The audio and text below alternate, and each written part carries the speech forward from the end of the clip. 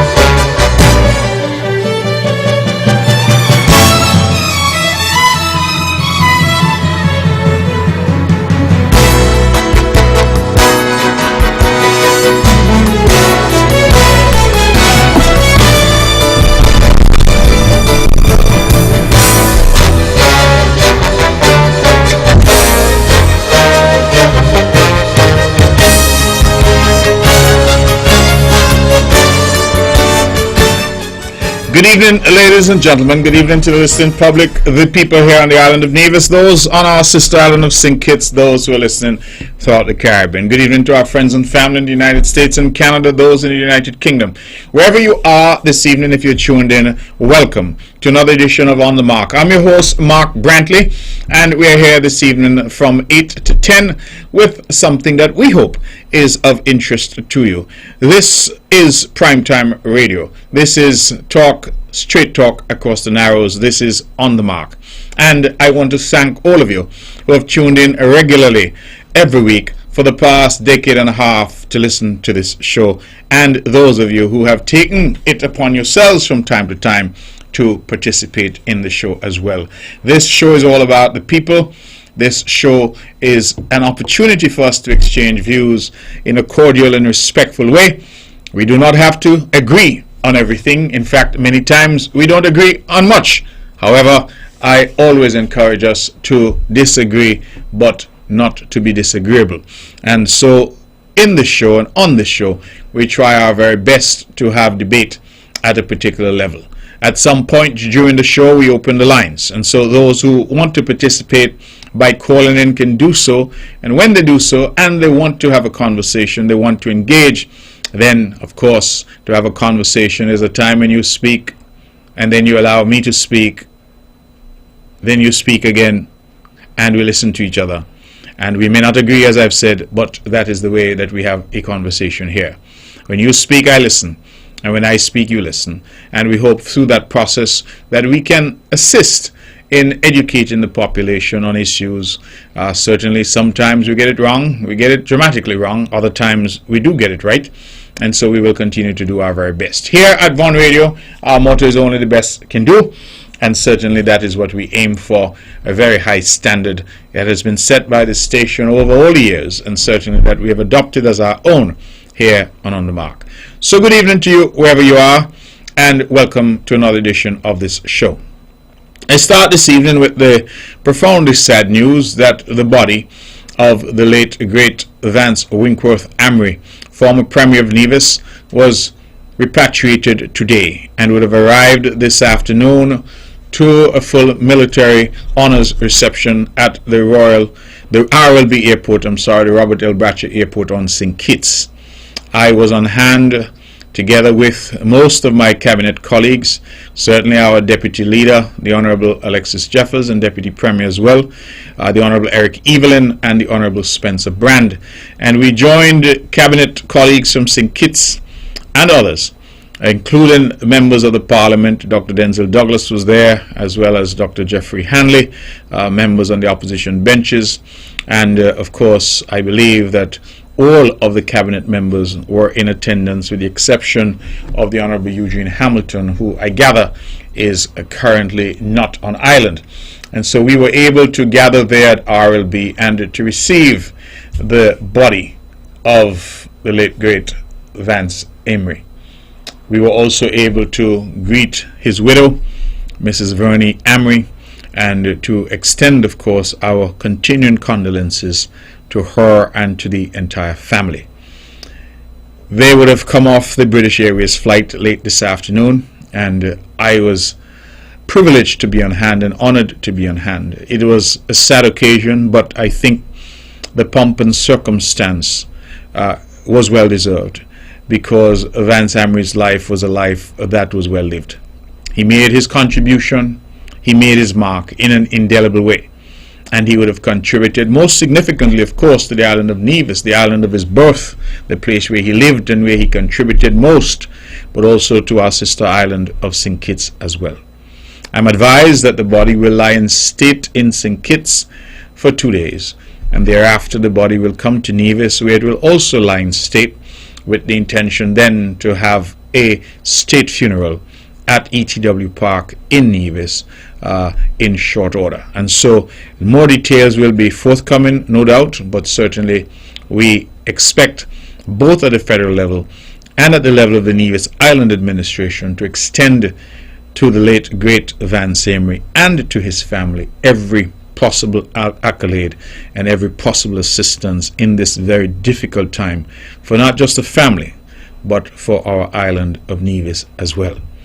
Mr. Emery would have been responsible for so much that we have had, of course, a show here dedicated to him and his memory, where we invited persons to call, and I was privileged that all of my cabinet colleagues here in Nevis would have called in and shared their views, shared how he would have impacted them.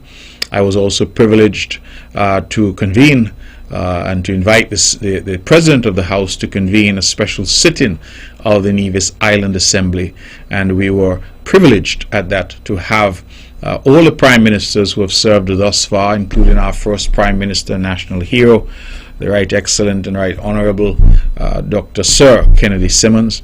We would have had the Honourable Dr. Denzil Douglas, and also our current Prime Minister, the Honourable Dr. Timothy Harris. All three would have spoken.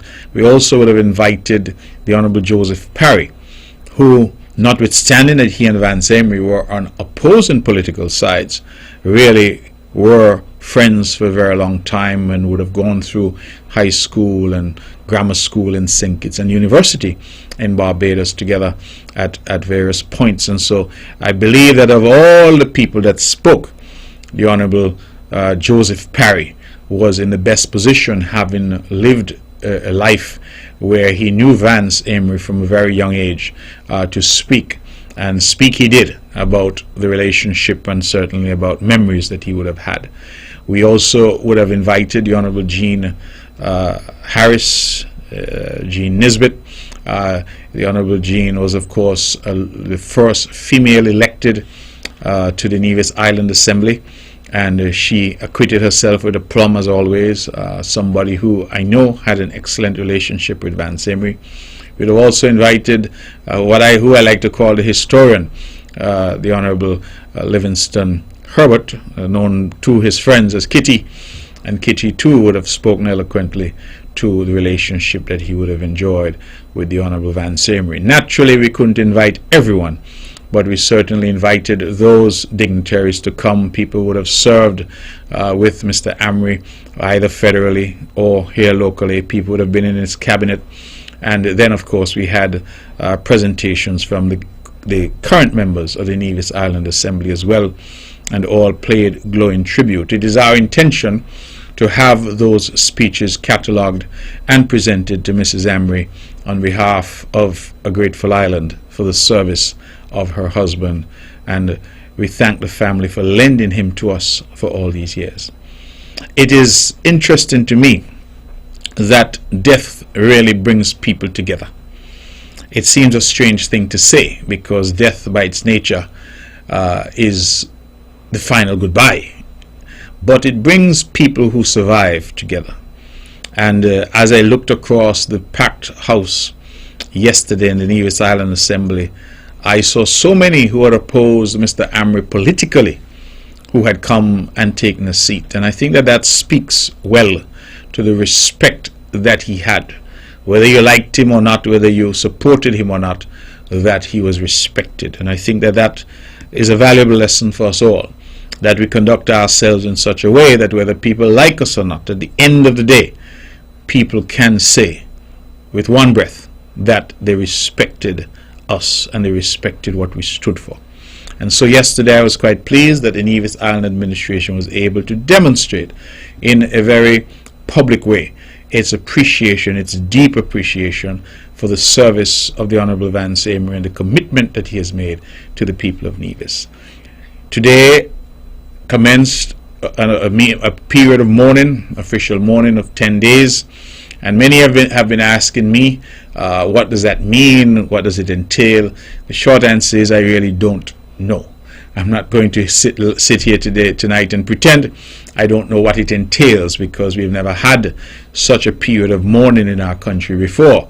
We have had others who have passed, including some who would have passed in office. But I think this is a different thing now, a different time perhaps, a different era. And so we are now being told from His Excellency the Governor General that a period of mourning of 10 days has been announced.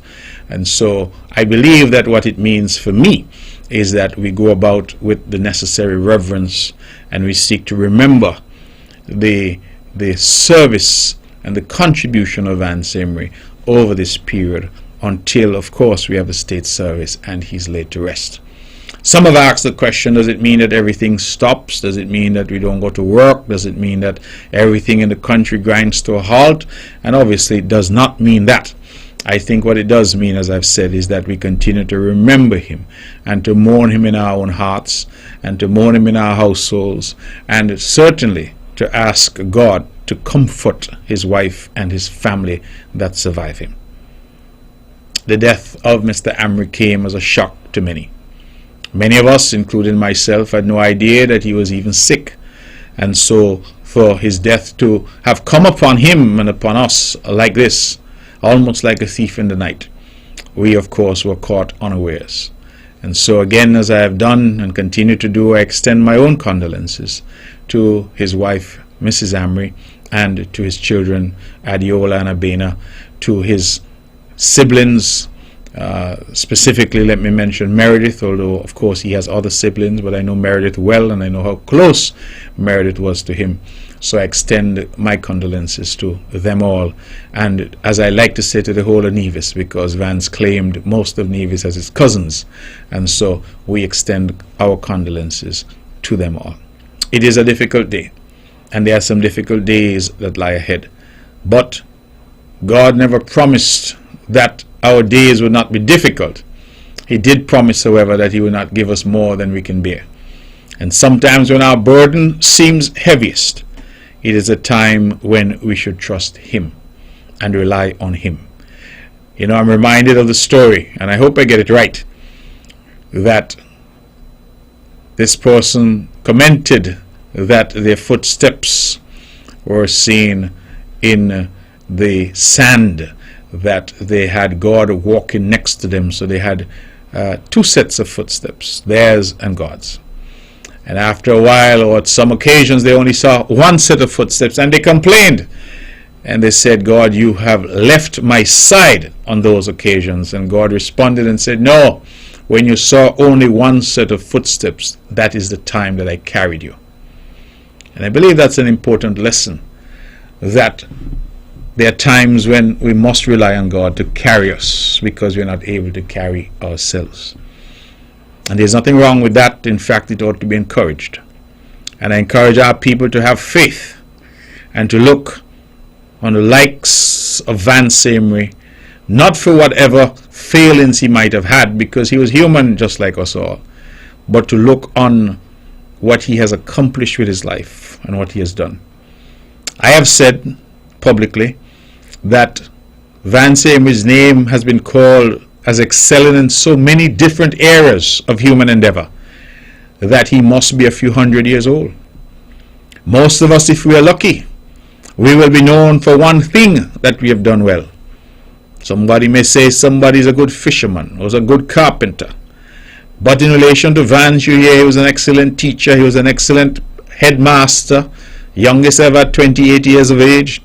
He was an excellent permanent secretary in finance, he was an excellent banker, he was an excellent cricketer, sportsman, athlete, footballer, and of course, he was a consummate politician and the most successful politician that Nevis has had insofar as his longevity was concerned. He would have served for 14 years, being 3 terms as Premier of Nevis from 1992 until 2006, and then he would have come back in 2013 to serve a 4th term from 2013 until 2017.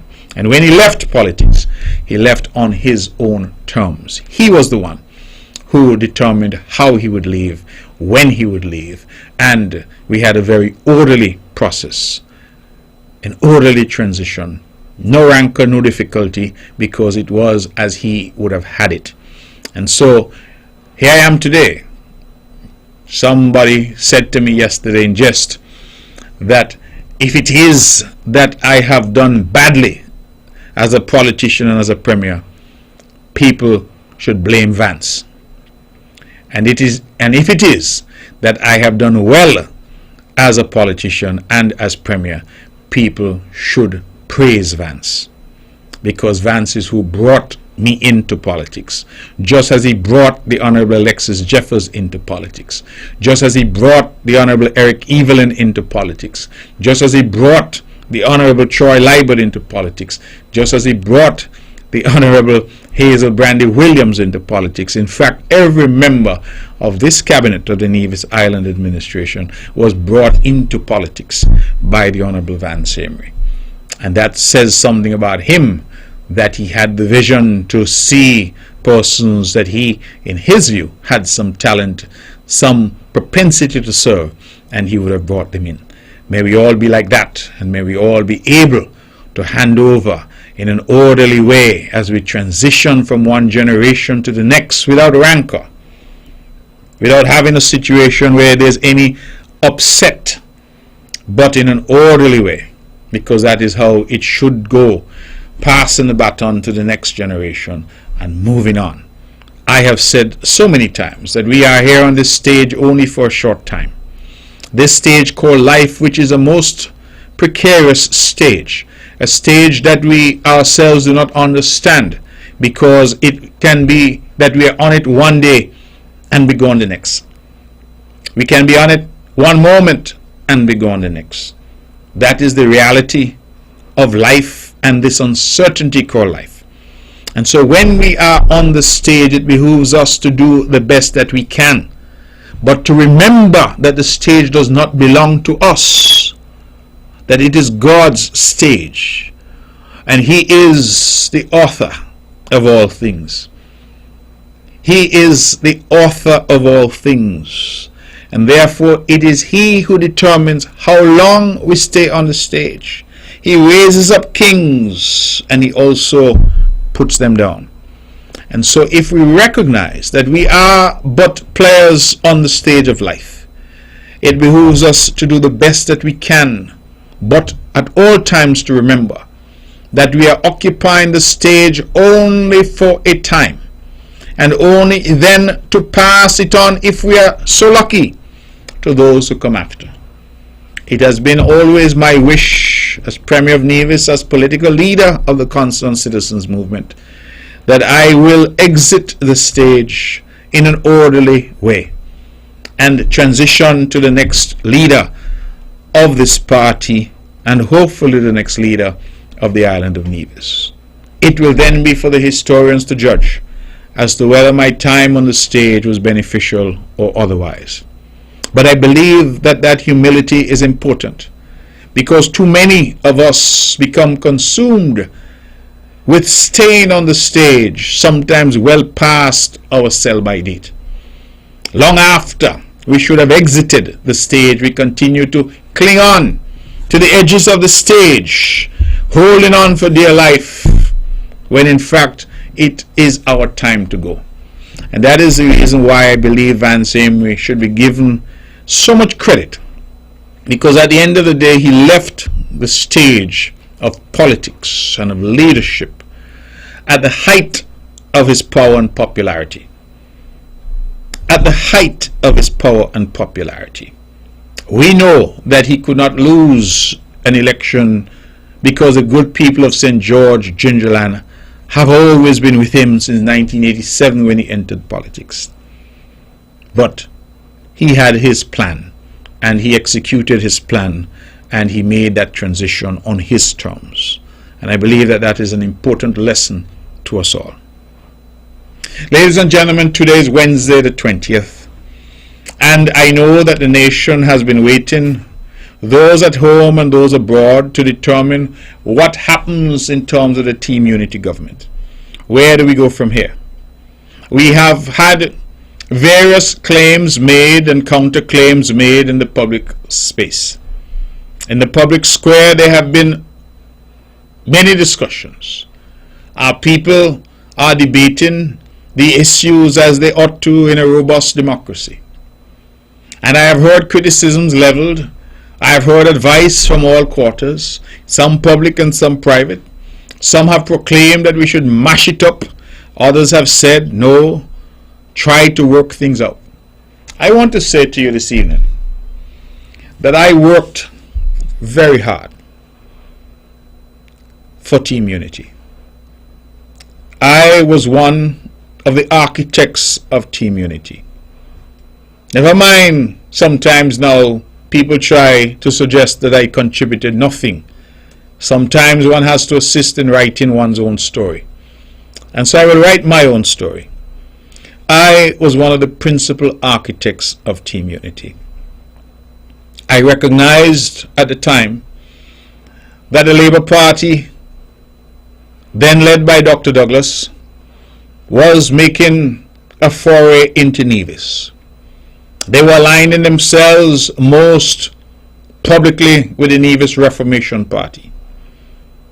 The CCM, a proud Nevisian party, had always stayed out of the St. Kitts politics. It has always stayed out of that mix. In fact, as we heard from Dr. Kennedy Simmons, our national hero himself, at yesterday's special sitting of the Nevis Island Assembly, that in the 1993 disputed elections, that he and the PAM, People's Action Movement, that he led, offered Vance Amory the prime ministership of the country to join with them. And Vance refused, agreeing instead to remain neutral, but deciding that he would engage constructively in relation to legislation. What Vance's motivation was will be a matter for Vance. It is not for us to question. However, that was the position of the CCM, that they had never joined with any political party on St. Kitts. That changed when we ushered into being Team Unity. And I well recall the launch of Team Unity at Greenlands Park. And having decided that we would have Timothy Harris as our leader of the team, I was given the privilege and the honor to introduce him at Greenlands Park as the next Prime Minister of the Federation. My words proved prophetic. And in the election of 2015, the Honorable Timothy Harris became our nation's third Prime Minister under a Team Unity banner. Now, many of us worked hard to bring Team Unity into being. Many of us worked hard to win that election of 2015. Many of us prayed on bruised and bended knee for God's guidance and grace as we sought a new path for St. Kitts and Nevis. I well recall, and I believe those of you out there who have a faithful recollection will recall with me, that oftentimes after the meeting for CCM was done at night and I had spoken at that meeting in Nevis, I took a fishing boat and went to St. Kitts so that I could speak on the platform over there, all in support of Team Unity. I recall, I've said it here before, that one night after a meeting in St. Kitts, and I braved the high seas again to come home at perhaps 1 or 1:30 in the morning, the inky blackness of night enveloped us out in the ocean. And I walked into my home at minutes to 2, I recall. I got a phone call on my home phone, and a lady said to me that she was elderly and she did not walk out anywhere anymore, but she wanted to call to make sure that I was home safely. She perceived that I was taking a risk to my life, my safety, by being on the sea at that hour, in the tense political environment that we existed in then. And she counseled me, and she said that if I was coming over, I shouldn't tell anybody I was coming, because, again, those with a faithful memory would recall that whenever I was coming over for a meeting, the buzz was the sheriff is coming. The sheriff is coming. And she counseled me not to let them know that I was coming, and whenever I came over, she said, to find a place on St. Kitts to sleep, so that I did not have to brave the high seas to come home. I say that simply because it is important that we understand the sacrifice that so many made to make Team Unity a reality. That we understand the difficulties that the country faced. We here in Nevis agitated, agonized over the fact that we had billions of dollars flowing into the country through the negotiation of a national asset, our passport, and that the island of Nevis got nothing. And when we did get a pittance, it was said that we were being given money as a loan that had to be repaid. In fact, I have said it countless times, and I will say it until God calls me home. It is a matter of great shame that the Nevis Reformation Party, in government in Nevis and in coalition with Labour in St. Kitts, would have borrowed $4 million from the SIDF and mortgaged the Vance Amri International Airport as security. That at one point the people of Nevis should never forget that the Vance Amri Airport, our airport, was mortgaged to the SIDF. We were borrowing money from ourselves. We were borrowing money that belonged to us as equal citizens in this country. And in opposition, we of the CCM spoke out. And when we got into government in 2013, we continued to speak out against such injustice. It wasn't easy. Dr. Douglas and the Labour Party were a powerful force, and we went up against them. It was almost as if, when you heard the story of the great Goliath, and all David had was a slingshot. That was how it looked. But I've always said that when you're armed with the breastplate of righteousness, and your cause is true and just, there is no force that can stop you. And we started the change in this country right here in Nevis in the elections of 2013. When we defeated the NRP, but not just the NRP, we defeated the Labour Party that was part and parcel of the NRP effort here. When we had gone to court in 2011 over that disputed election, won in court, created history, and went back to the polls and won the confidence of the people of Nevis. Many of us sacrificed. Many of us worked hard. And when we sat three parties, the People's Action Movement, the Concerned Citizens Movement, and the newly formed People's Labour Party, formed as it was because Dr. Douglas had decided that he would fire, terminate, expel Timothy Harris from the Labour Party, and Sam Conda, who I believe should be remembered kindly for his act of nobility. He resigned as Deputy Prime Minister in support of Dr. Harris. And so the two of them became pariahs for the Labour Party, one having been fired, the other having resigned on principle. And they two together formed the People's Labour Party.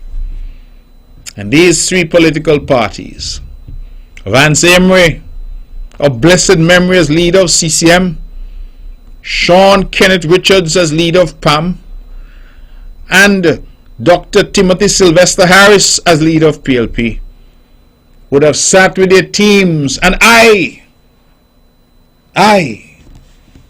Mark Brantley, son of Irvin and Vicky, was given the task to draft certain documents to capture what the parties had agreed would be their guiding principles. We were fighting for the soul of St. Kitts and Nevis. We wanted a better way for our country and for our people. We wanted greater inclusion. We wanted the people of St. Kitts and Nevis to finally live out their creed. One people, united together with a common destiny, where the people of Nevis would not continue to feel that they were somehow stepchildren in the relationship, but were equal brothers and sisters, and that we would enjoy a new relationship, that glasnost or perestroika would come to St. Kitts and Nevis. That was the promise. Our people were skeptical, but so committed were we to the ideals that we espoused and to that which we fought against, that our people ultimately said, let us give unity a chance. That was the promise of unity, the greatest political idea that our country has had in its post-independence era. Three political parties, people who had divergent views, coming together under an umbrella of unity. And so we got into government in 2015, and again in 2020 with an even bigger mandate. And one would have thought that, having won the hearts and minds and trust of our people, that we would use this incredible mandate given to us to do good, to tackle the problems that we knew existed and some of which continue to exist, to keep to our commitments to each other and to the people of St. Kitts and Nevis, to create an atmosphere of trust where we celebrate each other, recalling that when times were darkest, we fought together, shoulder to shoulder. It is, my friends, with deep regret and a broken heart when I reflect that some now that I see being held up to the light, and some whom I see being discarded on the scrap heap. When the battle was hottest, the night was darkest, and the enemy was strongest, it is those whom I now see discarded on the scrap heap who were on the front lines with me. Well, I should know, because I'm on the scrap heap with them. So I too have been discarded. But we fought valiantly shoulder to shoulder for change in this country. And when I look at some now lapping their feet and drinking milk and honey, I reflect that I never saw them anywhere when times were hardest. In fact, many of them were aligned fully with those whom we fought against. But sometimes, you know, when the votes are tallied, they have some people who just somersault and land back in the good graces of whichever party has won. They are what you call supporters of the party in power. But I see them being elevated, and not that I have anything wrong with it, because I do not believe in victimization or attacking our people. I believe people should be free to have their political views and equally free to change them. I have had many people who have been with the CCM who now say they're no longer with the CCM. Some of them even now say they're running against the CCM. I say God be with them, and may His grace and mercy be upon them. But that is the nature of a democracy. You can't be upset with people for changing their mind. I have seen many who have been vociferous opponents of the CCM who have come to the CCM and have said, yes, we would like to be a part because we see progress.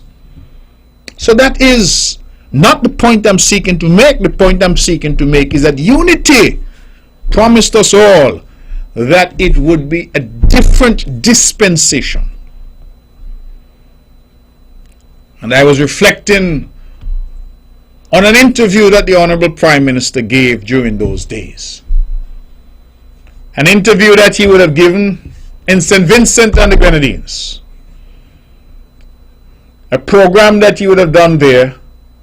And I want to play a bit of that interview this evening on this show.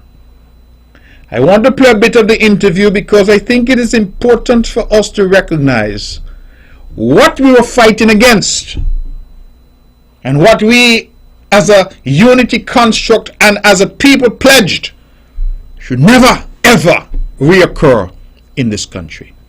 So I'll play a bit of it for you.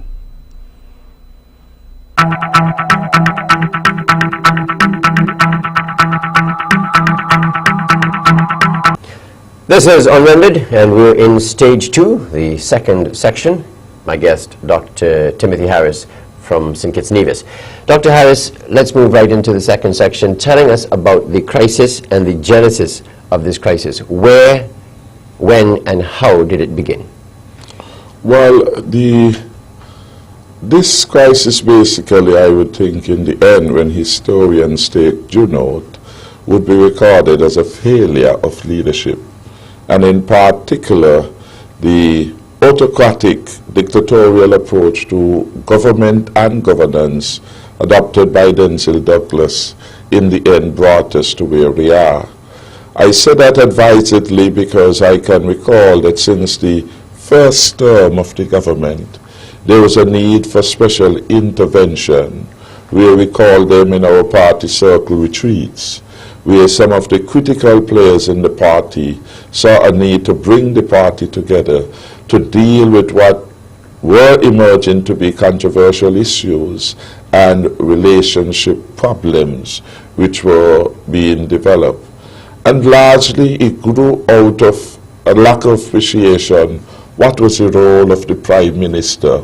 How does a Prime Minister relate to ministers who are given constitutional duties by way of portfolios? What is the level of control that you can exercise when, according to tradition, it is the minister that is held accountable to cabinet and accountable to parliament? And in our Westminster constitutional model, the minister at the end of the day take responsibility and can be asked to resign over non-delivery or other atrocities occurring under his watch. So you did that? We did that. We had a number of retreats and basically they failed. By 2007, we had a special retreat, and this time the now Governor General, Sir Edmund Lawrence, was a member of a three-party team of interveners, for want of a better word, intermediaries. And that comprises also Simon Jones Hendrickson, a professor at the UVI, a Dr. Arindel. These were all persons who were close to the party, one way or the other. The Labour Party. Labour Party had been providing intellectual support. And when they came and they did an analysis, and I have a copy of a document here, my cabinet retreat, because I believe this will feature so much.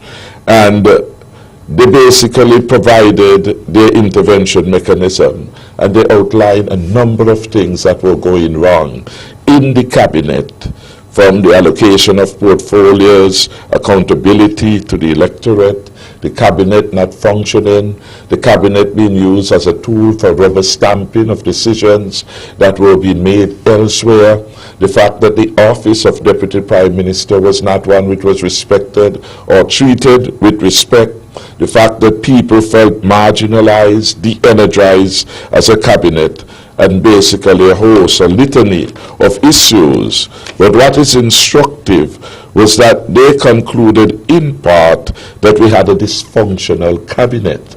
So way back in 2007, we were aware that the cabinet which Dr. Douglas was leading had become dysfunctional, and that we basically had a significant problem, a problem which, according to those who intervene, would degenerate into a crisis if the frustration, and I'm reading now, displeasure and extravagantly dissonant statements made by some members were not appropriately addressed. So in fact, we degenerated over time. And you ask yourself, why would a leader allow that? The fact is, he was profiting, as it were, from the status quo, and therefore he was not minded to move. That was an interview that was given by the Honorable Timothy Harris as leader of Team Unity in those difficult days. That was some 8 years ago in St. Vincent. He gave that interview.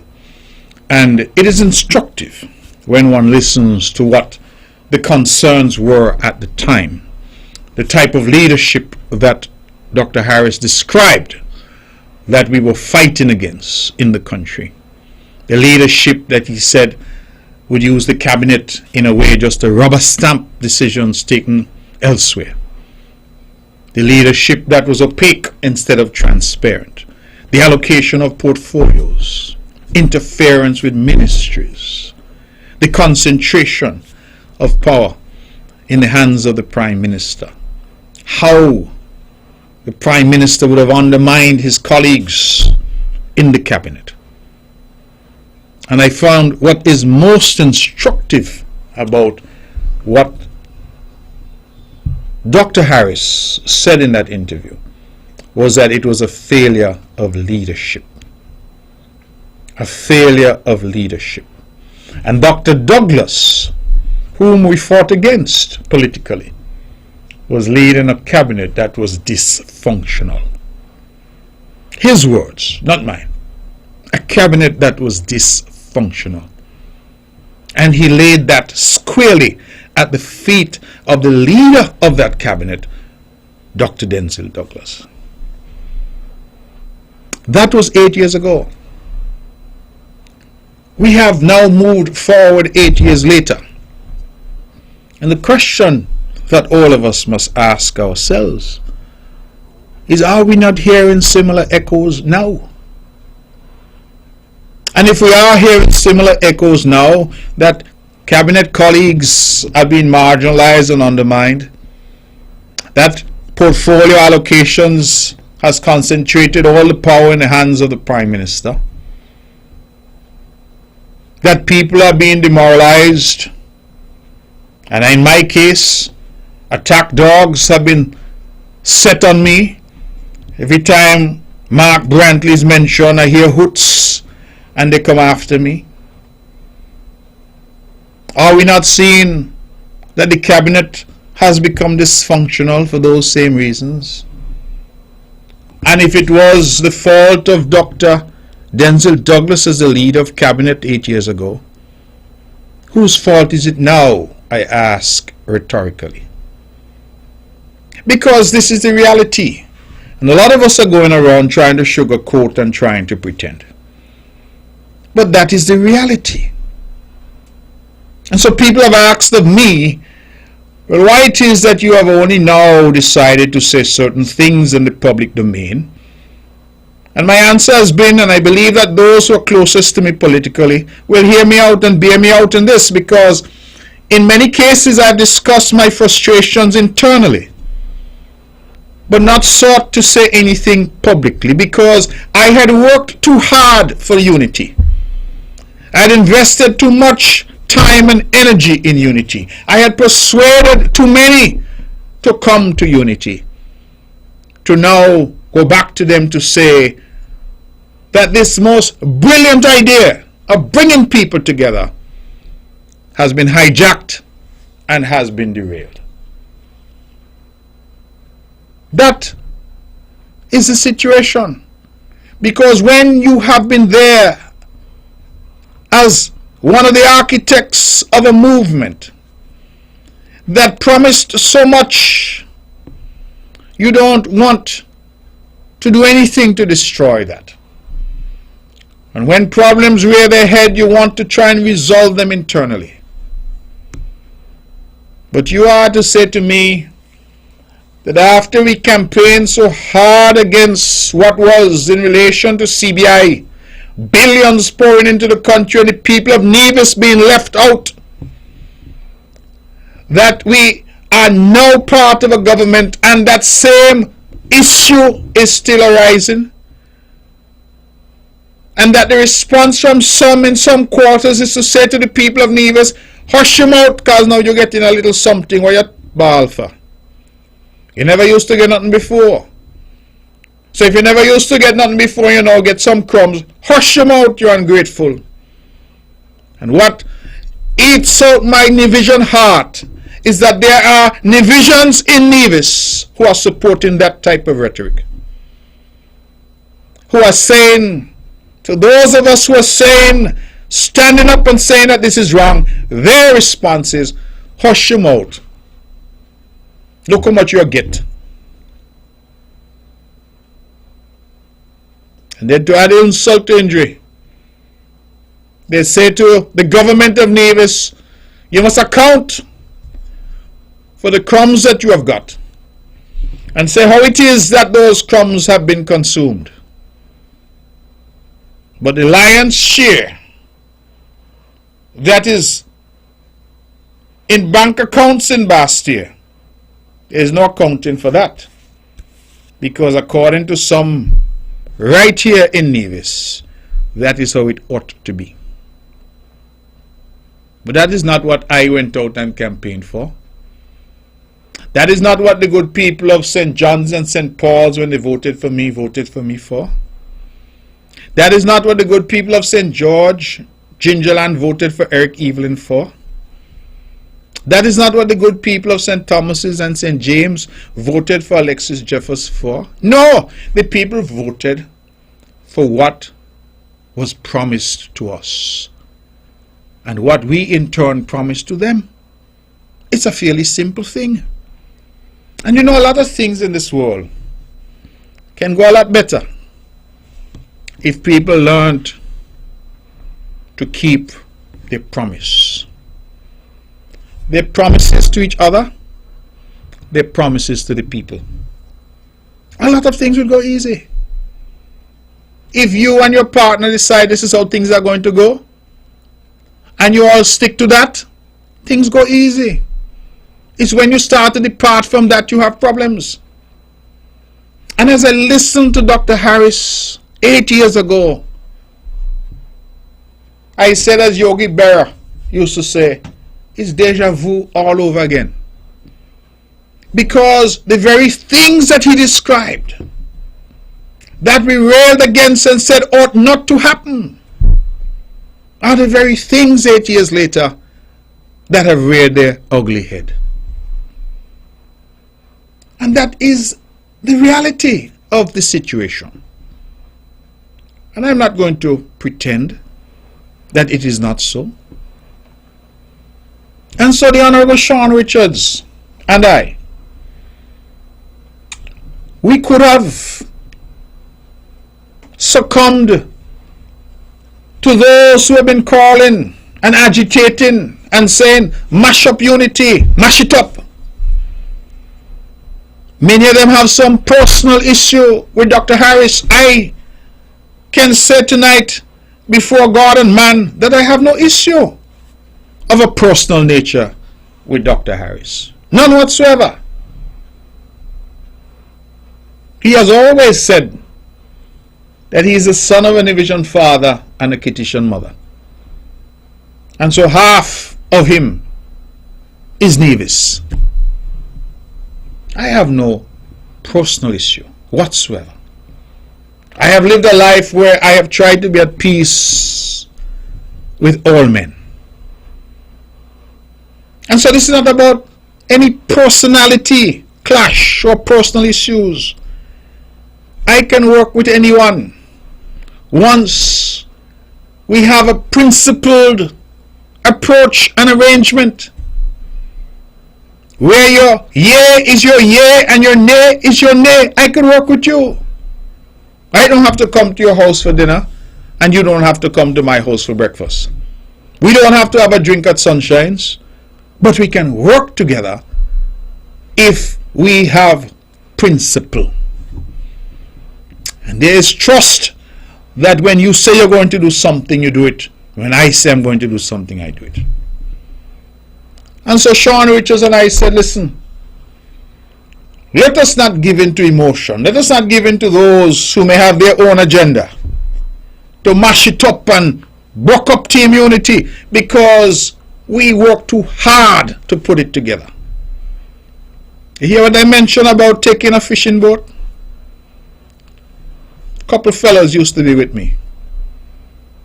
Troy Liebert, I remember. His father, Jonathan Liebert.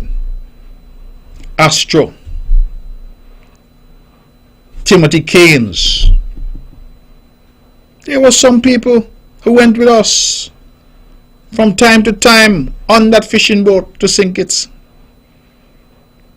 There are others who went. We were battling together. If God forbid anything had happened, what would have become of my wife and 2 children? What would become of Troy Liebert's young children? Sunda's wife and children? We fought a good fight. And so you could understand why people like me want to save unity. We want to save unity. And so Sean and I have taken a particular approach.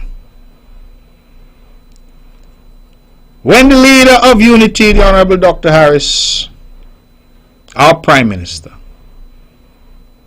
must have seen the dysfunctional nature of the cabinet, brought to him time and time again, this is not the way we should be functioning. Yet he never once asked for the 3 parties to come together. Not once. It is Sean and I who on the 28th of March hand delivered a letter to the Prime Minister asking for an urgent meeting with him. Because we said we had to do something to save unity. As it turned out, that meeting wasn't possible for another 9 days. Prime Minister said initially he was sick, and then thereafter we had the tragic news of the death of the Honorable Van Semery. We met 9 days after we requested the meeting. We had a cordial discussion. The conversation was a difficult conversation, but there was no disrespect. I'm told some commentators after were quite upset. They wanted people to fight. They say we should have mashed up the place and throw chair and create bacchanal. Well, that in my view is not what sober servants of the people do, because we're not there for ourselves to be consumed with emotion. No, we're there for the people of the country. And so, having put the concerns on the table in a forthright manner, the only people in that room were Sean Richards, Timothy Harris, Mark Brantley, and we hope the grace of God was with us. We put matters squarely on the table, and we agreed that there must be some time for the Prime Minister to reflect and come back. And we scheduled a second meeting for Holy Thursday. That meeting came, and during that meeting one would have thought that these critical issues, at least there would be some response that said, I understand, and therefore in relation to this, that and that, this is what I propose. No. In that meeting we heard vague generalities. We will develop a framework to look at these matters. We will consider a reshuffling of the cabinet to deal with certain matters. We will introduce a code of conduct for the cabinet. The one that boggles my mind, we will get the World Bank to come in to tell us how to share the CBI money, when since 2014 the Charleston Accord tells us that the agreement is to share it on a pro rata population basis. But now the World Bank should come to tell us how to do it. We talked about these bloodsuckers on the payroll of the federal government who continue to attack members of the cabinet. Talked about them. One would have thought that what would happen is their paymaster would take up the phone and say, hey, done with your trippiness. Simple so. Done with your foolishness. I have had people in the CCM put things on social media, and I have called them and said to them, listen, notwithstanding we live in a free country where everybody has a right to express their views, what you have said is offensive, please remove it. Because I think that's what leadership has to do. And you can't tell me that I could be sitting in a cabinet with the Honorable Prime Minister and the Honorable Sean Richards and the Honorable Lindsey Grant and the Honorable John L. Powell and the Honorable Eric Evelyn and the Honorable Keela Byron and the Honorable Alexis Jeffers, and whilst I'm sitting in the cabinet with them, people on my team are attacking them, calling them incompetent and corrupt and wanting them to lose. Well, you can't be on my team and attack people who are also supposed to be on my team. Something is wrong with that. I remember there was one young man, and he keeps attacking one member of my team. And he calls me and then tell me, I don't have nothing against you, you know. Me and your friend. But I'm going to do everything in my power to make sure that your team member loses. And I said, well, if that's the case, me and you can't be friends. Because you can't be my supporter and trying to kill my team member. Because politics is about us. It's about being together, working together. So you can't be pumping me up and say Mark is the best thing since sliced bread. But Mark's team member should lose, because guess what? If Mark were to win the next election contest in St. John's by 2,000 votes, landslide, historic historical landslide. But Alexis cannot win his seat. Eric cannot win his seat. Spencer cannot win his seat. And haven't announced yet, so I can't talk about St. Thomas's. But if Mark Brantley won by a landslide and the others failed, you know what? Mark Brantley would be a lonely figure in opposition. So nobody could take that and fool me, you know. Could tell me love you long time, but me not like your partner, me not like your team member, me gonna kill them, but where you console me love you, love you, love you. No, no, no. No, not so the thing work, you know. And any leader of a team who allows that, something is wrong with that leader. It's a failure of leadership. Let me use the language of Dr. Harris. A failure of leadership. Because nobody could come tell me them trippiness there. You love me and you praise me, but you're killing my teammate. Where if my teammate can't win, I can't win.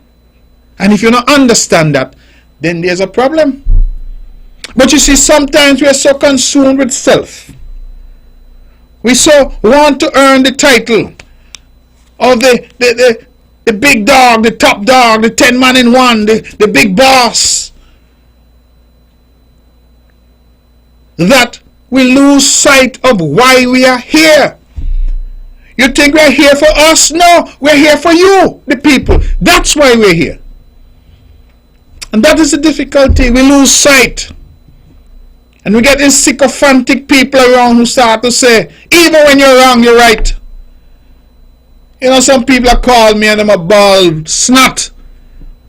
Oh, this thing look like you're going to mash up. And Lord, what going to happen to me? And I said, well, when you had the chance to say to those who are mashing it up that what you're doing is wrong, did you? Did you? No, because you were busy with your feet locked, drinking milk and honey. And you couldn't care less about those of us who had been relegated. Can't remember the language that Dr. Harris used. But I think he said things like marginalized, demoralized. You know, I hope he doesn't get upset with me. But Lindsey Grant and I had a running joke since Unity was in office, that you had some who were in the kitchen around the pot while the pot cooking. Them there have a conversation. You had some who were in the living room, and so while they weren't in the kitchen, they were nevertheless in the house. And poor me and Lindsay used to be out in the yard. The half has not yet been told about the extent to which some members of the cabinet have been cast on the scrap heap. The half has not been told. Undermined, ignored, ostracized. And for what?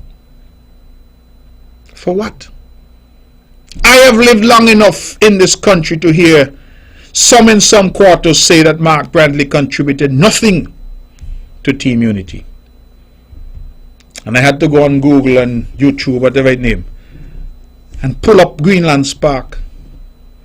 When they announced that the sheriff was in Greenland, the place went crazy. I'm not saying that for personal aggrandizement. I'm saying that because that is the truth. But yet I have heard. And in fact, Greenland Spark almost did not happen. I have said before that I'm writing a book. The book needs to be written, you know. Because I have heard people being given credit where none is due. And those who fought, were on the front lines, are being discarded.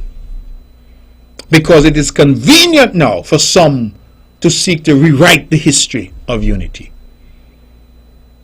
And so Sean and I, in an effort to save unity, We asked for a meeting. It took 9 days to have that meeting. We then gave another 8 days for the Prime Minister to respond to the very legitimate concerns. He came with no response. And so, we decided that we would document our concerns. And we sent a 6-page letter. I believe it was 6 pages. To the Honorable Prime Minister. Signed by us both. And we said basically, Prime Minister, we can't just continue to kick the can down the road.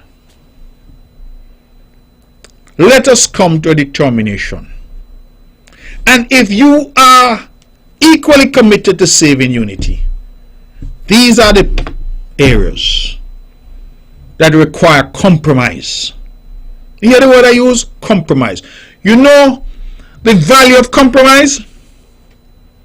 Everybody gets something, but nobody gets everything. That's how I understand compromise. And sometimes you have to compromise in order to solve a problem. You have to compromise to solve a problem. In the court system, we now have something they call mediation. And neighbors are arguing over something. The judge sends you to mediation. Let you sit down and work it out. All right, fine. Instead of taking $200, I will take $125. And you compromise. Absent a spirit of compromise, what is left? What is left? I heard the Prime Minister saying something to the effect that the powers of the office of Prime Minister, the prerogative of the office of Prime Minister should not be diminished. And I agree with him. But the foundation that he stands on to be Prime Minister and to occupy the office of Prime Minister is team unity. And team unity had certain core principles which equally cannot be diminished. So we can't have it both ways. We can't use unity as a springboard to get to the office of Prime Minister. And then when those who are still here as the bedrock of team unity say we have lost our way and some correction of course is necessary, rather than listening, compromising and correcting course, you say, none of you are going to tell me because the office of the Prime Minister cannot be diminished. Well, how did you get to the office of Prime Minister? These are not pleasant things to say, but they are things that are necessary, because we cannot use unity to get to the promised land. And then when we have got to the promised land, we abandon the principles of unity and say the only thing that now guides us are the rules in the promised land. And the ladder that we use, incy wincy spider, climbing up the water spout. We say, man, kick down the ladder, kick down the spout, kick down everything, because we now reach. No, can't be so. And it goes to character, it goes to honor, it goes to integrity, it goes to leadership. That's what it goes to. And I am firmly of the belief that there are people who are around our Prime Minister, just as there are people around us all in public life, who are in our ears giving us bad advice. Bad advice. People have become so drunk with being close to the power that is the Prime Minister, who perhaps are getting benefits untold, that they themselves have lost their way, or perhaps they never understood the way.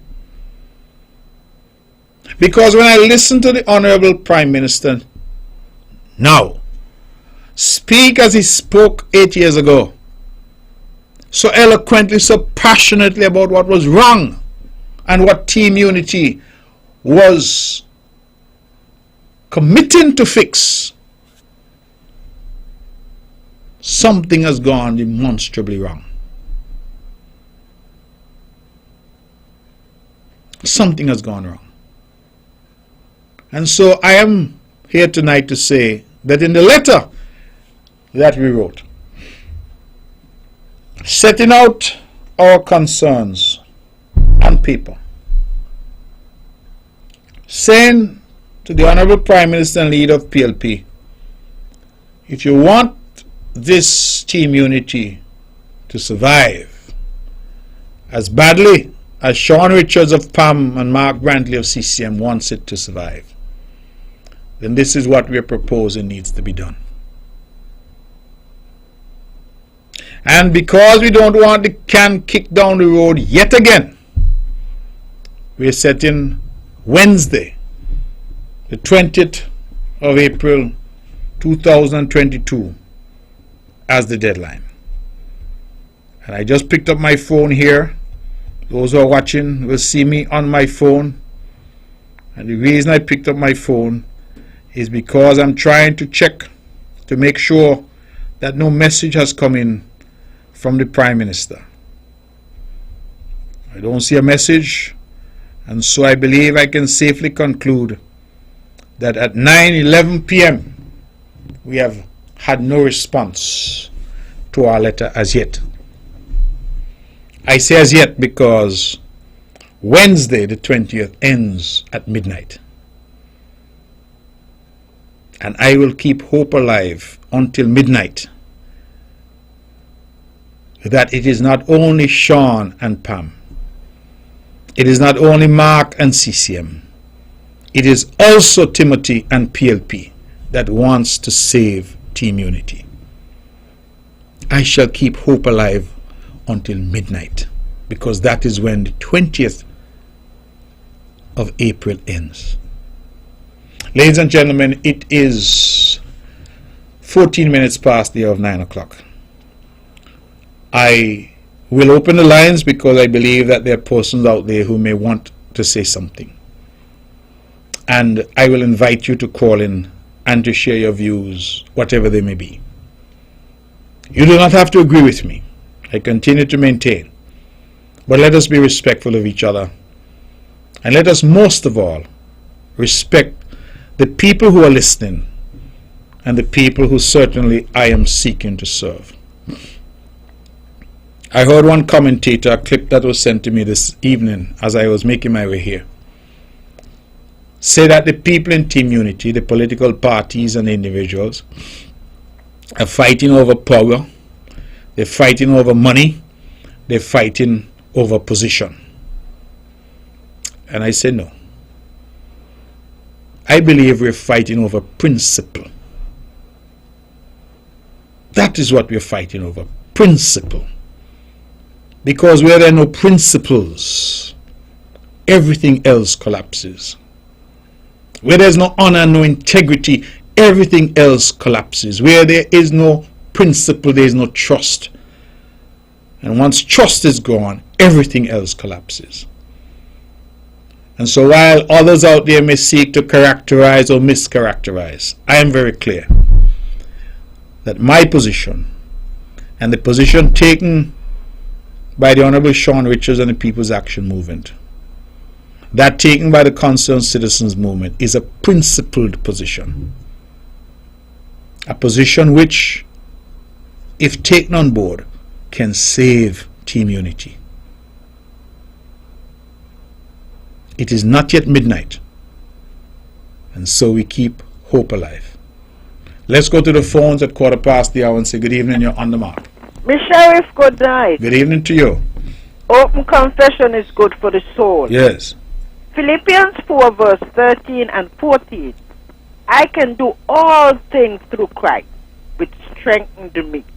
Notwithstanding, he have well done that he did communicate with my affliction. You're right to talk and let everybody know what has happened in the Federation.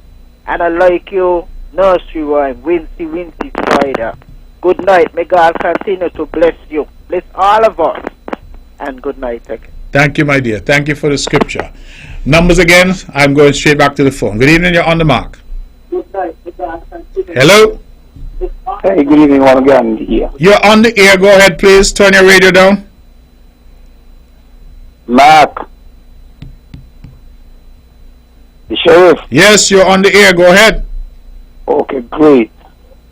I heard you say you took a risk on fishing boat several nights.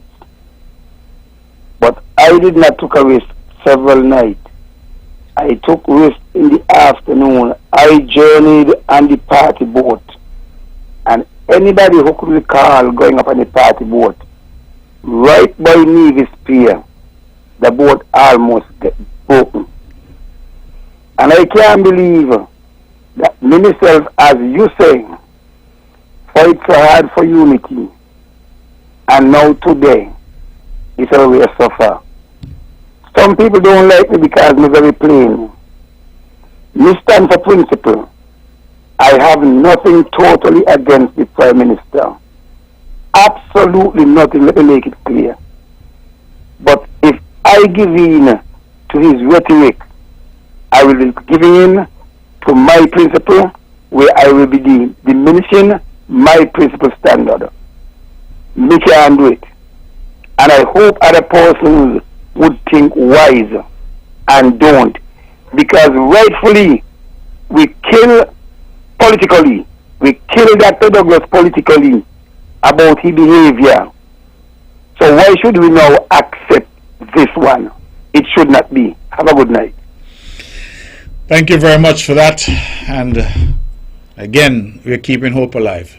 869-469-1616, 869-469-1700. Those are the numbers to call if you want to be a part of this program on this, the 20th day of April in the year of our Lord 2022. Let's go back to the phones.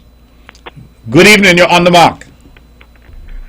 Blessed evening, my beloved brother. How are you? Good evening, always good to hear your voice, brother. How is everything? Well, you would have heard if you're listening that, it's a sad day for us. We'd have had the body of our fallen brother Vance Amy return today. And today was also the deadline for a response to the efforts to save Team Unity. We do not yet have a response, and so we await midnight to see what happens. Well, my brother, my heart is heavy, beloved. Very heavy. Because, my beloved brother, I know, brother, great man, I saw everything on Facebook, beloved brother. But, brother, my heart is so heavy. This great idea, beloved, the three parties coming together. Brother, unity must prevail. And Dr. Harris, I call upon you. You cannot let this dismantle. Cannot, Brother Mark. Cannot, Brother Sean. Cannot, Brother Harris. Cannot respond, my beloved brother. And let's move on. Mend the defenses. And let's move on. Let's roll to higher heights. We've been going good, beloved. I hear your concerns, beloved. And they must be addressed. Sean's concern must be addressed. And whatever concern the Prime Minister have must be addressed to my beloved brother. And people think it's Nevis, my beloved brother, must be front and center. It must be on Dr. Harris, beyond Premier Brantley, and beyond Deputy Prime Minister Sean Richard, brother. We must have our people and our country first and foremost, beloved brother. Now, beloved, I don't want to go back to those days from 1995 to 2015 when we have that evil empire. My beloved brother, I don't want that. And like I said the other day, beloved, and this long sound harsh, beloved, I will rather see St. Kitts and Nevis sink to the Atlantic Ocean than the cabal return to the cabal that we had in 2050. From 1995 to 2015, my beloved brother, can't go back there, beloved. Cannot go back there. We must move forward. And the only thing, the only three parties could move us forward is what we have now. Beloved, what we have now cannot mash up that, Brother Mark. And Mr. Prime Minister, maybe you have some people around you, like you said, Brother Mark, giving you some ill advice. Maybe you too, Brother Mark. Maybe some people around you giving you ill advice. Maybe Brother Richard, some people around him giving him ill advice. But in all of that, we must come out to those who are giving sound advice to you three brothers, beloved. And we must take out the best among you three brothers, brother. And it's our people and our country. St. Kitts and Nevis could be and become, and it was on its way to becoming a shining light in the global sphere of life, beloved. Cannot stop that, beloved. Cannot stop that. So, my brother, even, right, I would like the Prime Minister to answer before the deadline. But even, beloved Mark, my beloved brother, who I have the utmost love and respect and admiration for you, beloved, right? Even if that deadline is passed, beloved, I call upon you and Brother Sean and brothers and sisters around you, brothers. Brothers, let's still work out things, man. Let's still work out things. Because, brother, I am sick and tired in my 63 years of living, beloved brother, that we build something good as African people, and then a few years we just mash it up. We cannot continue to mash up things, beloved. We must build, trust, solid foundation, endeavor our people, brilliant ideas, unity, love, respect, and care for our people and for our country. Beloved brothers, must do that, beloved. Cannot mash up this one, Brother Mark. So Brother Mark and Brother Sean, even if the deadline is passed, and I call it on Brother Harris, just say, brother, this is how it is. We can walk out, we can go again and sit down. But you can't be sitting down all the time, Brother Mark. You must come to a conclusion, and Brother Harris, you must come to a conclusion. No. Brother Mark, I continue to listen, keep up the great work, but don't, even if the deadline, my beloved brother, let's say next 24 hours, 48 hours max, beloved, everything must, Dr. Harris must say, okay, we're going to mend out this, and that's it. We cannot go keep on every 10 days, 7 days. Nabo. Yes, beloved. Nabo, brother, I've let you speak because I always respect your opinion. Yes, beloved. And you and I have had a relationship on this radio show now for many years. Yes, beloved. But here's my concern. When you're in a marriage, when you're in a relationship of some kind, we know, because our forefathers have said it to us, that one hand can't clap. I agree. And the difficulty that I have is that, you see why I've taken the time to give a timeline? Because the original meeting was requested by Sean and I.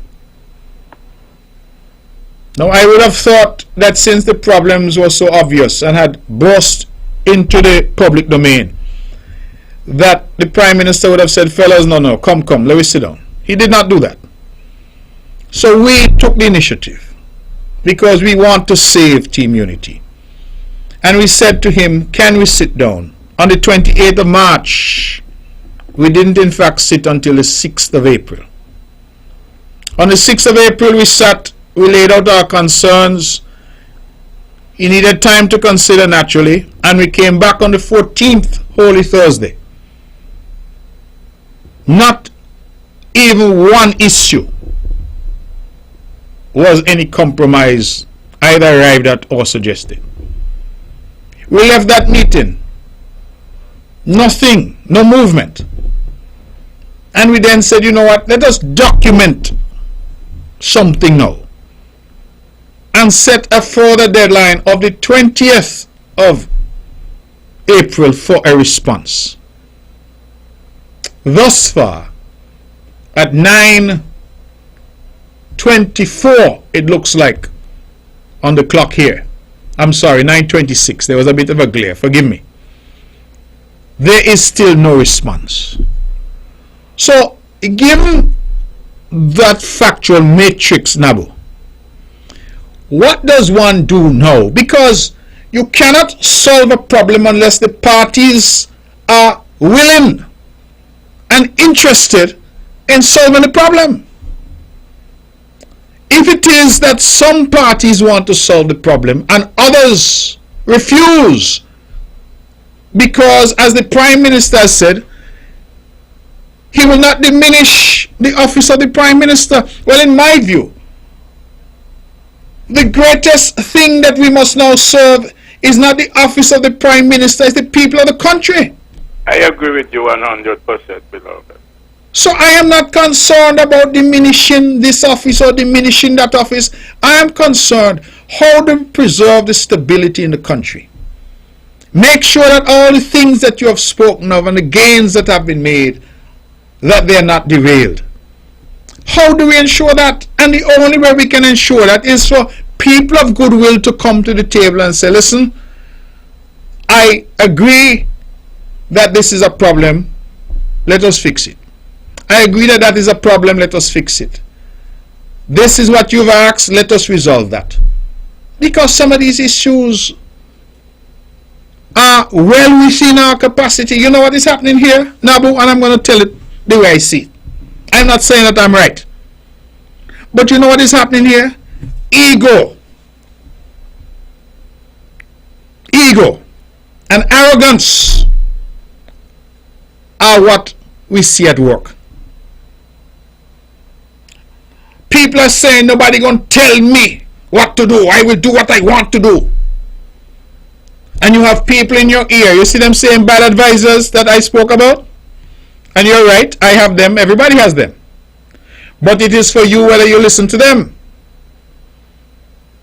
And when you have people around you telling you that you're the boss, you run things, don't let nobody tell you that, you start to believe that foolishness, and you lose sight of why you are there. And the reason you are there is to serve people. I agree. So it is one thing to say, man, the deadline pass, give an extra day or two, give an extra week or two. And I agree with you. The country really needs as much time as possible to resolve these issues. But having said that, you cannot resolve issues unless people are genuinely coming to the table with an intention to resolve them. And that is why we find ourselves at this crossroads. You mean to tell me, for an example, Nabu, that there are well-known PLP operatives on social media attacking me? Then I hide. You understand? They come on social media, they say, this is Brother Nabu. They have up the picture. And they say all manner of evil against Mark Brantley. Mark Brantley is the leader of CCM. Me not care whether you like me or you don't like me. But you will respect me. I am the leader of CCM. And if there was no CCM, there could be no unity. People may be upset to hear me say so. But if there was no CCM, there could be no unity. because in 2015 it was the 2 CCM seats that gave us the majority? And you mean that I have to say to the Honorable Prime Minister, Lord PM, that no right. Call off them dogs you got there that keep coming at me. And people may not understand, Nabu. It's not that I believe that these people have any effect, because they can't persuade one single soul in Nevis. But it sends a message of disunity. When you know that this is Nabu right hand and Nabu right hand attacking Nabu partner. Well, how that could be? Brother, I agree with you. That ain't look right, because if I have people around me that is attacking my brother or my sister within team unity, yes, and they work directly with me, I have, let me say, power, right? How do you say, sister, stop attacking brother Mark, stop attacking brother Richard, stop attacking brother this, or sister that. And if you ain't, you can't be around me.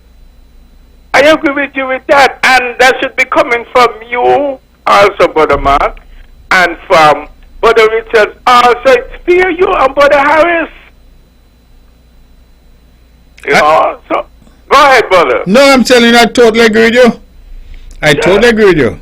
Yes, so brother, and again I call on Dr. Harris. Dr. Harris, always be reminded. You work for the people, Brother Mark. You work for the people, Brother Richard. You work for the people. And let's put the people's interest first and foremost. And Brother Harris, don't get swell head, my beloved brother. Neither you, Mark, neither Brother Mark and Brother Richard.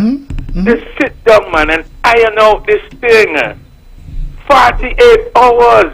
And you know, brother, I'm going to say this.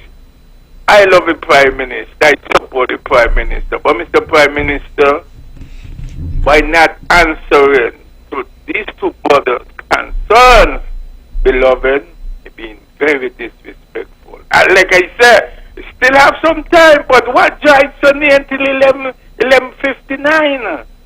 No, man, you can't be disrespectful, my brother, Mr. Prime Minister.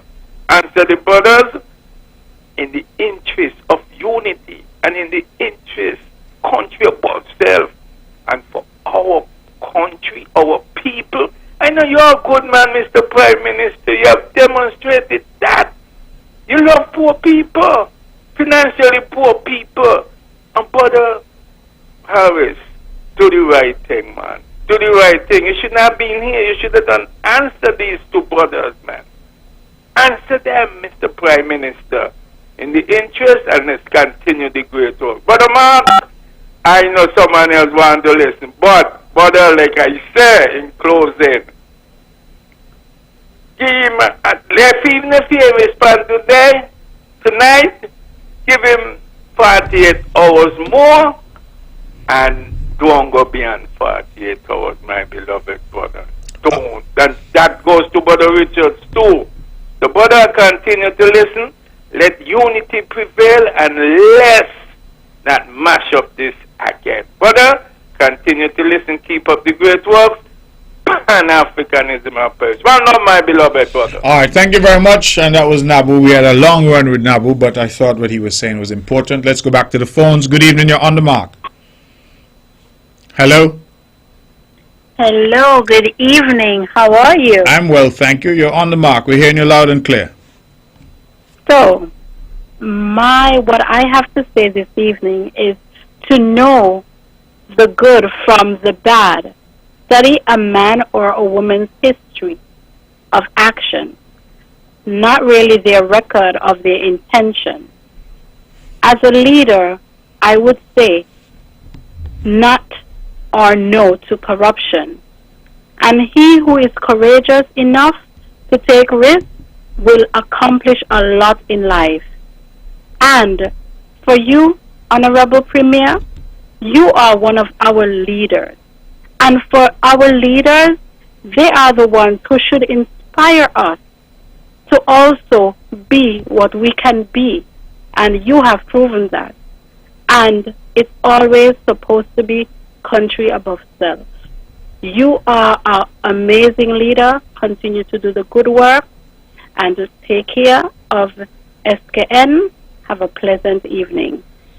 Thank you so much, and I believe I recognize the voice. Thank you for your love and support. Stay safe, and I hope I can see you soon. Let's stick with the phones. We have 25 minutes left. Good evening, you're on the mark. Hello? Caller? Hello, good evening. Yes, you're on the mark. Go ahead, please.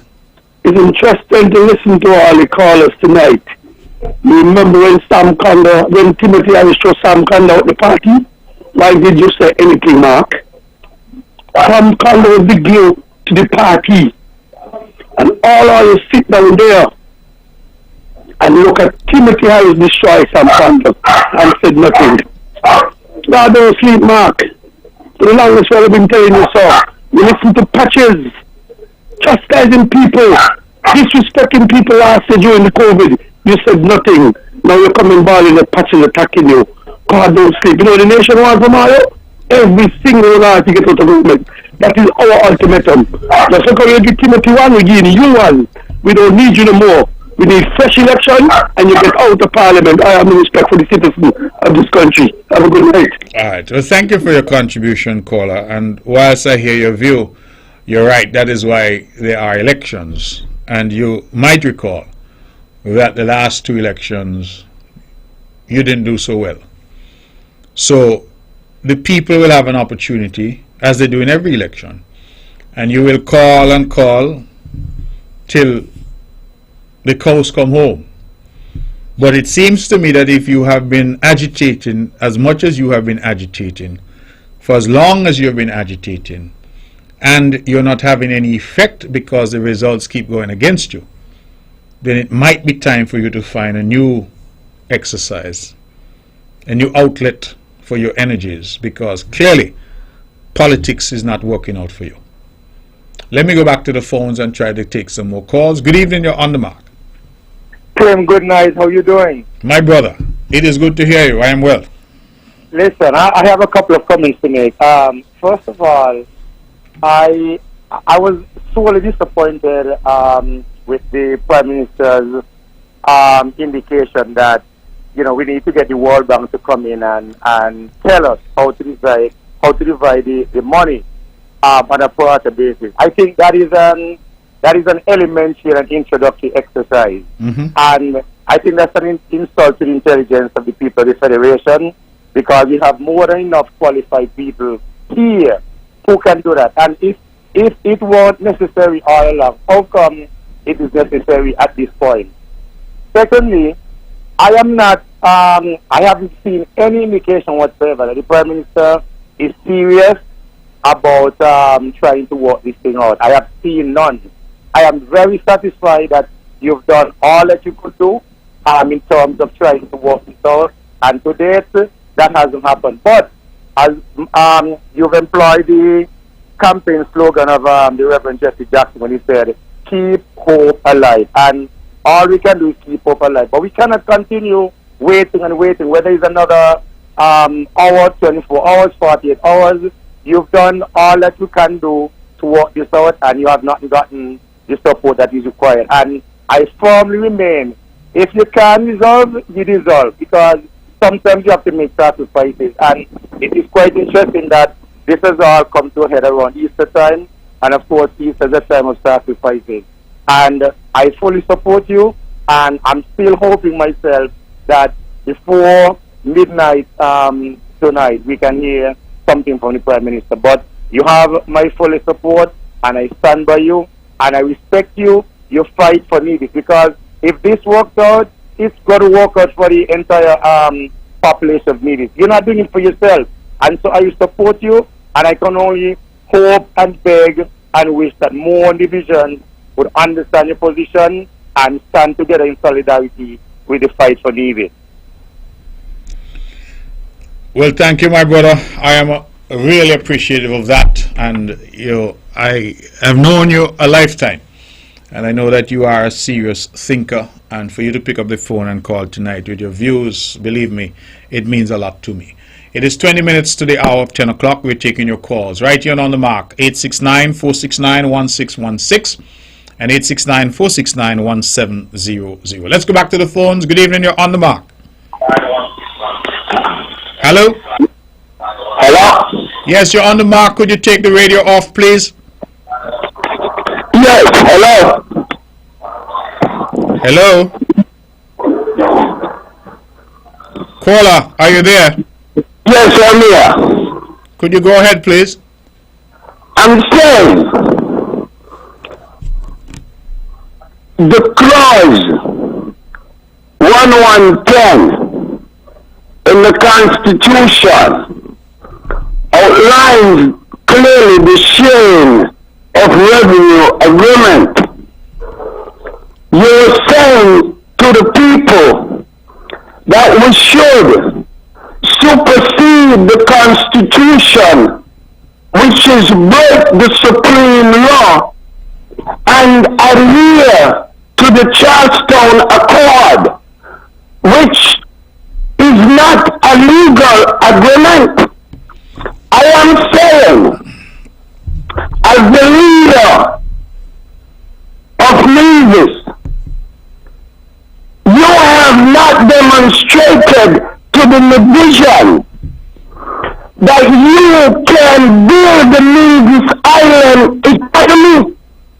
So you are now arguing, and as you said, the government was changed because Nevis wasn't getting the fair share. And you are prepared to change the government again for fair share.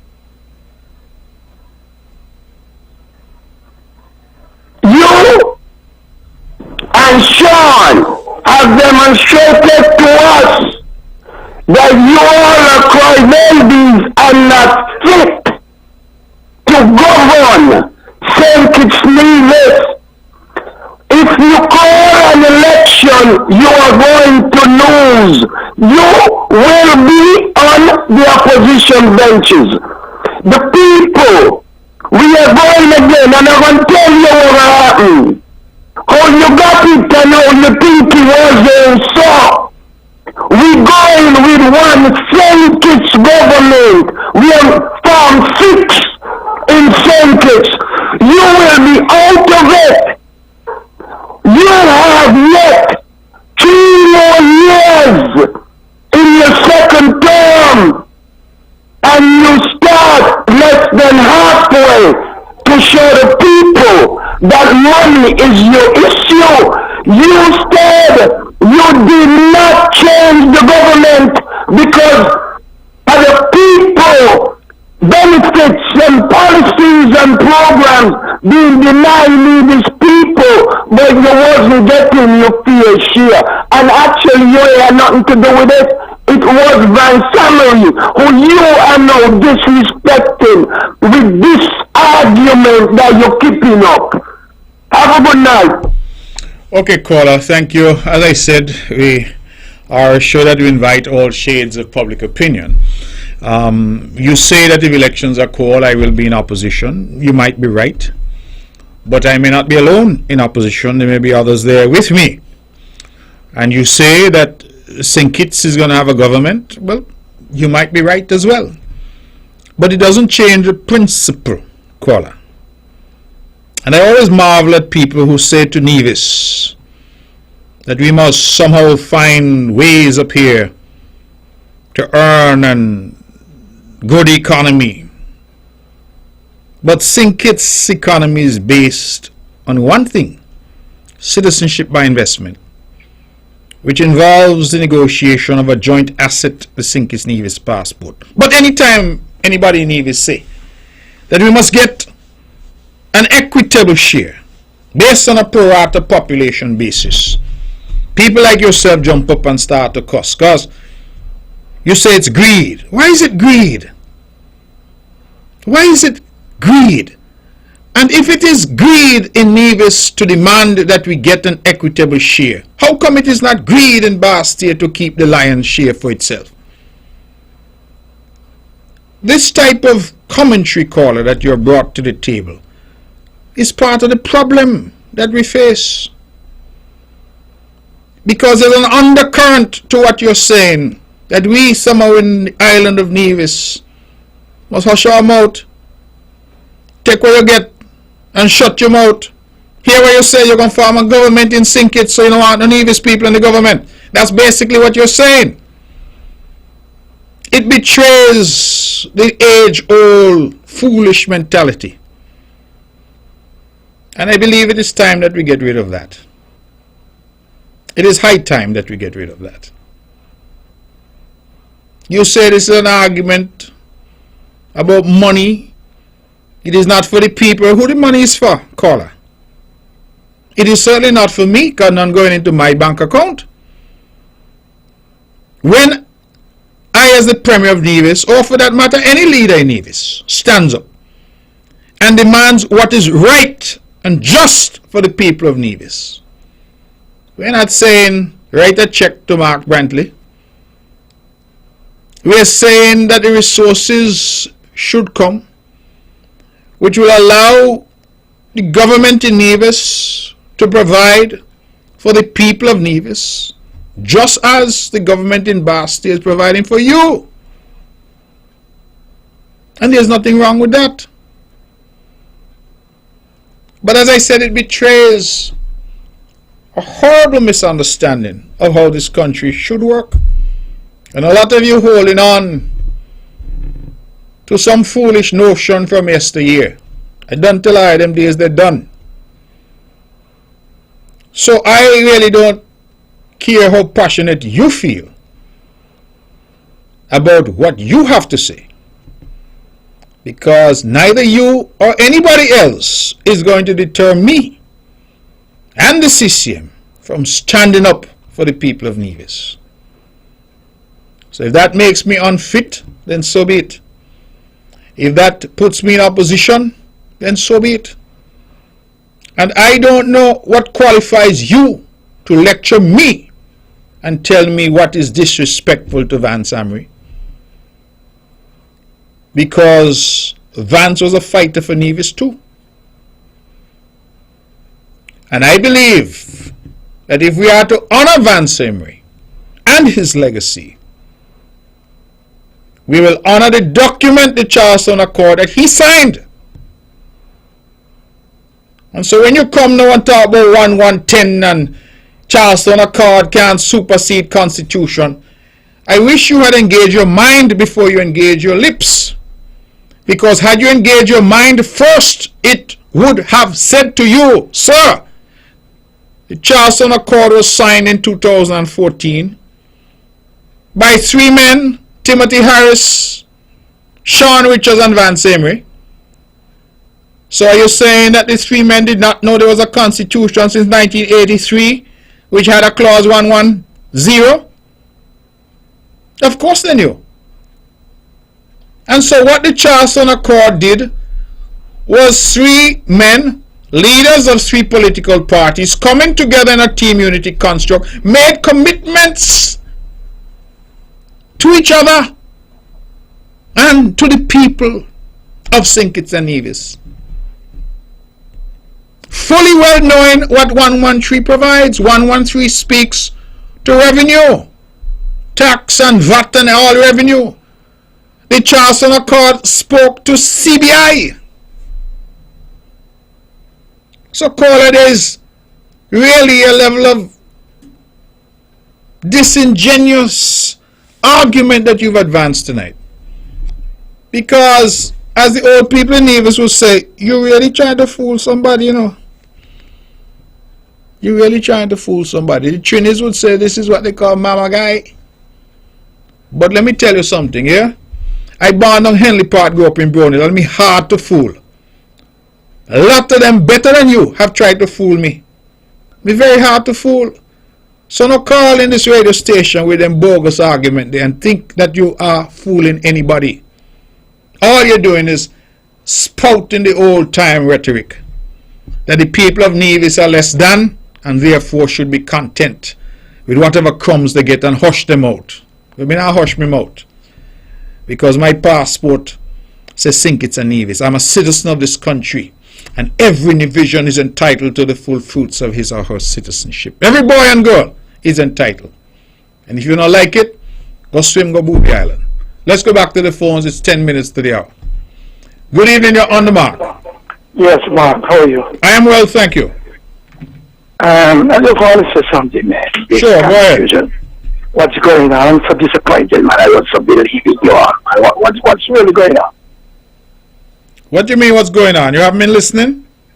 I've been listening, but I was just come up with a solution, too. I was just thinking. Sure, tell me. I think you all need to relax because, I mean, I have a lot of respect for you, but what I'm thinking now, when the federal government down here smash up, you're going to be stealing power in movies.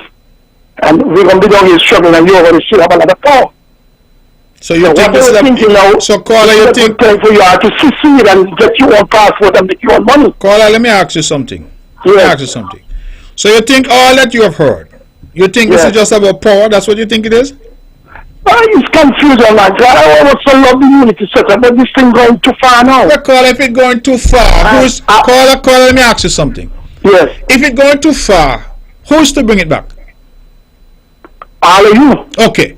So I have laid out tonight that Sean Richards and I have asked for meetings, have attended meetings, have said this is the problem. Can we solve the problem? Have written and said this is the problem. Well, at what point does the Prime Minister have to respond? No, answer me before you ask me again. Answer me. Okay, yeah. What the question is? So I am saying to you, I have laid out the facts of what has been happening. If you there with a woman and the woman and you having problem and you go and you said this is the concern, this is the concern, and the woman said to you she not interested in what you got to say, well, what happened? What you gonna do? Well, that's a good question. Because we are trying to save this thing. Everybody is saying to us, oh, you're causing. We are trying to save unity, but unity can only be saved if all the parties want to save it. That ain't seen as though you are trying to save it for right now. Okay, I want to ask you a question, please. Okay, you know, like you civilize money or whatever is a problem too. What about all the offshore companies Nevis got up here? That's come to St. Kitts? No. Nevis got 20 offshore companies. But, I mean, if I'm using the right term, offshore banks. I think you are making a problem of all these money need to sum up in one basket. I show you. I mean, there's got plenty offshore companies. All the money going to. Caller. Yes. Saying Nevis got plenty offshore company really is not saying much, because at the end of the day you can quantify it. The revenue that the Nevis Island Administration gets on average from the financial services industry runs about $10 million a year. Alright? Yes, sir. In a good year we may get 12 or 13, in a bad year we get about 8. So I'm averaging it at about $10-11 million a year.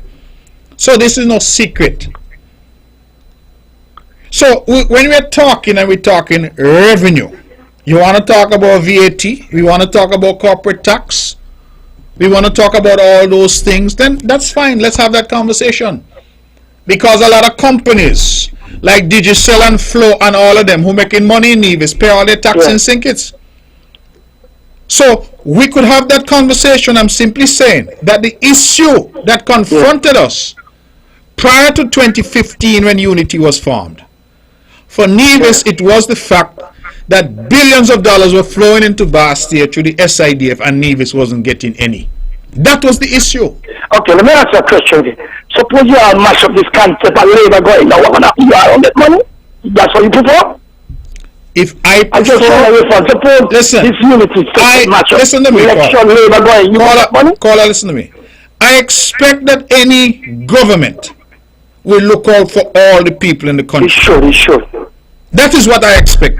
It should, but you know it won't happen. Well, you say I know it's not going to happen. So let me say what we have, man. I am saying things are green and here, sorry, but it'll be. Caller, I am not saying things are greener. You're not listening, because I am telling you the reason why the government is still standing is because Sean and I have said, let us save it. We have these seats that we could have brought down the government a long time ago. We are saying, let us save it. Listen, I know you're a powerful man in English. You see this PAM party in some cases, let me make a suggestion. These PAM candidates who kicking up like now, they only have the seat because when you are farm unity, everybody really had one. I think CCM, PAM, PPL should have just seen as a unity party and now individual. Because these PAM guys were dead in sin to tell you, Sean, I didn't see them, but all them grant them and they don't expire, nobody know them, but should you all bring, listen, I used to listen to you every time you come sing it, I love you. But this thing getting out of hand now. But you see this PAM party coming down dead in sin, is dead. They only get that because of unity, I mean, your party, yes, Prime Minister come together, all right, get together, coming down dead. So then you just know that people like, okay, just forgive me if I hope I ain't show this to me. People like, what do you name? Grant, every time was Grant had to retire. If Timothy had never choice, grandchildren step down. I'm telling you that. But see, they take the distraction off of the police issue and they turn it into the fair share and thing. Leave the Grant and should have set down to him, maybe he wasn't supposed to. But Timothy had time so he can say nothing. If we're going to make a straight party across the board like a PAM system, he was supposed to don't step down. But now all the distraction gone from him to the fair share and you. But it's a sad thing. I still love unity, but I'm just telling you, I don't take up no more time if I would say it, but it's disgusting, man. Caller, I hear you, and I think that what you're saying is that you would like for Team Unity to be saved. I agree with you. But for it to be saved, the three parties have to want to save it. Okay? Okay. Thank you very much, my brother. It is 4 minutes to. We're still taking some calls if we can. 869-469-1616. Let's go back to the phones. Good evening, you're on the mark. Hello? Caller, are you there? Hello? Okay, this caller seems to be there but not talking to us. So we open the lines again. 869-469-1616. Let's go back to the phones. Good evening, you're on the mark. Good night today, Honorable Mark Brantley. Good night. How are you, brother? Go ahead. This is Mr. Politics here. Yes. A very vocal man to help Team Unity to get here. Yes. I do a lot to Team Unity to get there. I invest in Team Unity to get there. And it's so sad to hear what's happening now. But I want to ask you a question, Brother Mark. Since you all know this problem before the 2022 election, where you all went into election for a unity still? That is my question. That is my question. Because just after election, all these things start to come up. You know, I want to know why they went in, where Sean and the People's Action Movement went into election with the Dr. Harris and the PLP and the team, with the Team Unity. But Mr. Politics, in fairness, right? I will tell you, and I will say so honestly. I'm on the air, I'm speaking publicly. Yes. There were many of us who believed and still believe in the principles of Team Unity. And sometimes, even when you feel that things have not gone exactly as they should, you are still hopeful that we could correct course. Yes. Because we understand in life sometimes you go off course and then you try correct and come back. So even today as I sit here, even with all that has been said publicly, I believe I can speak for Sean Richards when I say that we would still like to see Team Unity correct course and come back to the principles that you fought for, that I fought for, and that so many others fought for.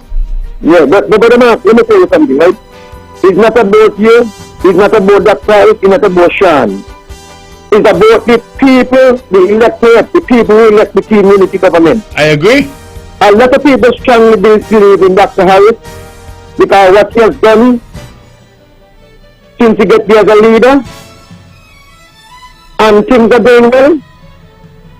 And coming to the gentleman just now, I believe that is something that you all could trash out and let the unity remain. But if the unity remain, and it got to happen that we got to go back to the election come and an individual party win the most seats and they form the government again. Because I believe Labour is the strongest individual party right now in the federation.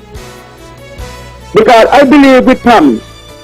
Alright, Mr. Sean, Politics, we're out of time, so wrap up, please. Yes, I believe Sean make a bigger with doing what we're doing and the team unity. If it's all, I believe that Labour will remain there as the individual government, and I do not feel like no CSU will come to me with it. Alright, okay. Thank you very much. You seem to be afraid of Labour. I am not afraid of a soul. I am looking for a government that looks out for all the people of the country. Alright? Whatever that government is called is neither here nor there to me. If it's team unity, then that is what I have fought for. That is what I have taken risks for. That is what I'm committed to. But many people are ignoring the fact that one hand can't clap and one side can't fix a problem. All sides have to come together. It is 10 o'clock. The band has struck up. There are 2 hours left in Wednesday, the 20th of April. May God bless us, guide us, and may He give us humility, the kind of humility that we need to serve others. And remember that that is what we are here to do. Not ourselves, but others. Ladies and gentlemen, that's our show. Thank you for all who called. This show will be broadcast tomorrow at 1 p.m. Good night and God bless you.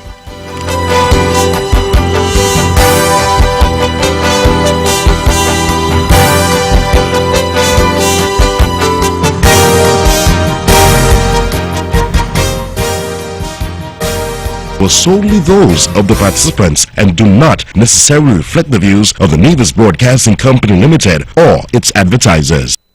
With all the